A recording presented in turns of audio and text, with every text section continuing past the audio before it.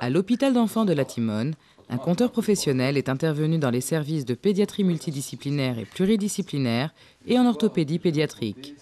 Il a proposé aux enfants hospitalisés de participer chaque semaine à des lectures de contes. Au Centre d'action médico-sociale précoce, section déficience auditive, ainsi qu'en dialyse pédiatrique, les contes ont fait l'objet d'illustrations.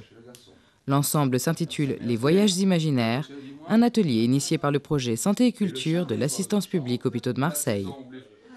La coccinelle dit, vas-y Lan, chante une chanson. Et Lan il chante et il fait...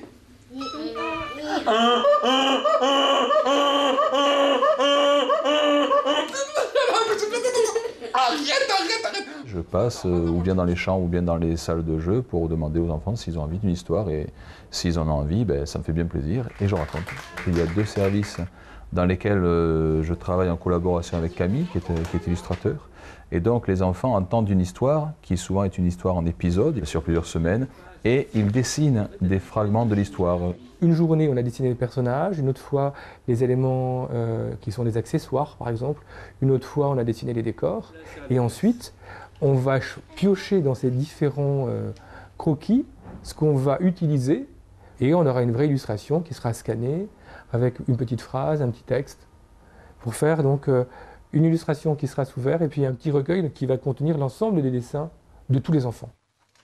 Les dessins ont d'ailleurs été exposés au sein des services.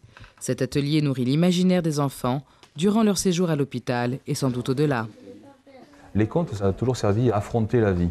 Les héros de contes, ils vont nous donner des outils, des comportements qui vont nous servir et ça sert à ça. Donc comment s'armer face aux adversités, on en a tous besoin. C'est une histoire d'il y a très longtemps. Dans ces temps-là, le chef des animaux, c'était l'éléphant. L'éléphant, c'était le chef des animaux. Chacun dessine à sa façon. Et moi, j'essaie de les faire dessiner, de leur donner des petites clés. Comment on va estomper, comment on fait un personnage, voilà. Mais après, mon but, c'est pas d'en faire des techniciens du dessin. Mon but, c'est de leur dire, voilà, c'est un outil, et c'est à vous de le maîtriser, c'est à vous de vous amuser avec, et aussi de vous dire, bah, j'ai un petit peu de temps, je m'ennuie, et ben, je prends un crayon.